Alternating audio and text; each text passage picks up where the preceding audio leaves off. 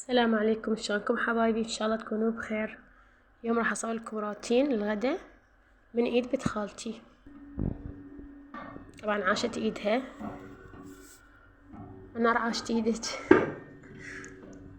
طبعا طبخت البامي اول شي، سلقت اللحم خلته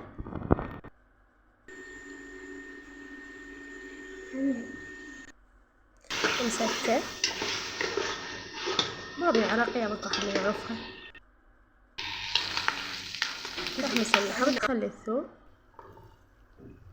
تعصر طماطة، تغسل البامية كلها زين وتخليها، وتخلي الطماطة عليها لحد ما تتسبك. وإذا تحس لونها خفيف خليلها معجون شوية. طبعا هاي بامية خضرة.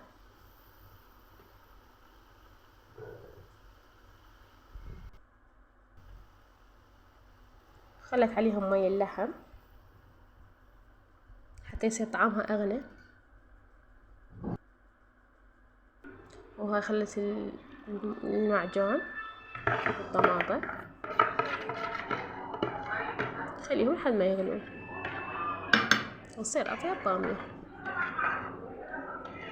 طبعا عاشت ايدها كانت كلش طيبة. وبعدين سوت الدجاج، غسلت الدجاج كلش زين، وخلت شرائح بصل بالصينية ورا غار، وخلت عليه دبس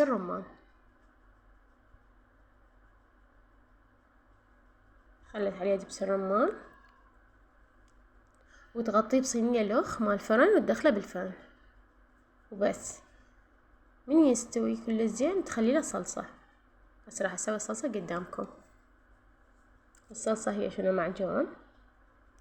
طبعا كل واحد شي يحب خليه معجون، كاتشب خلت شوية، دبس رمان، تحبون ليمون عصروه، ماجي شوية، ملح، فلفل اسود شوية، شي يعجبكم. الصلصة اللي تحبوها خلوها.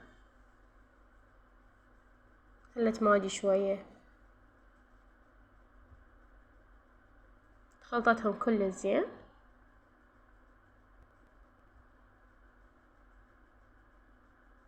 طلعت الدجاج من الفرن. طبعا هذا الدجاج ولا قطرة مي، بس خلته بالصينية، خلته دبس الرمان وملح وغطته وخلته. هذا المي كله من عنده، يعني مي ودهن مالته هو. تدهن الدجاج وترجعه للفرن ياخذ لون. هو طبعا مستوي.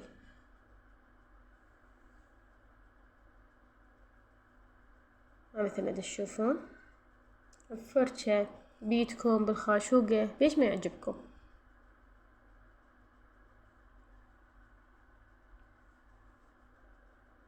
المهم تغطون وجهه كله وتدخلوه للفرن بس. وهاي الدولمة من خالتي من أمها المنار، هي سوتها. هم كانت كلش طيبة، عاشت ايدها.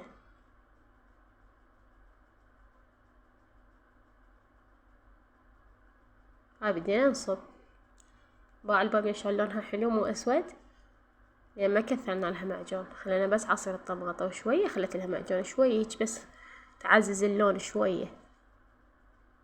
من تكثروا لها معجون يصير طعمها ما طيب. باعوا لونها شلون حلو.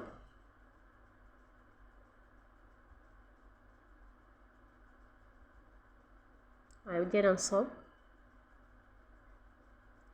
صبينا البامية والدولمة. طبعا الدولمة طيبة بالصينية مو بالمواعين، بس على ما تتوزع على السفرة هيك خليناها بالمواعين. خيار، طرشي، خضرة العراقية لازم، لبن.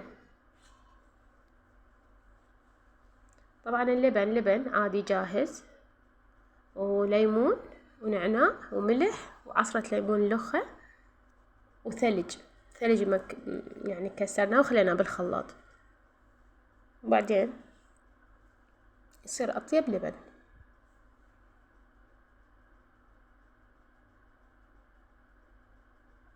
هاي التحضيرات. طرشي عراقي من ايد خالتي اللخ، عاشت ايديها همين. هذا طرشي مو جاهز، هذا سوب الدجاج.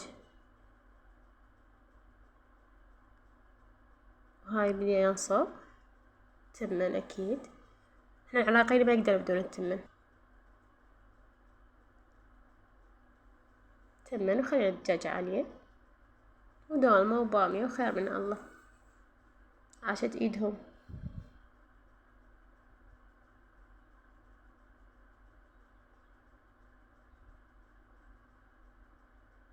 وها سويت لكم السفرة، لا تنسوا تشتركون بالقناة. أحبكم كومة كومة. باي.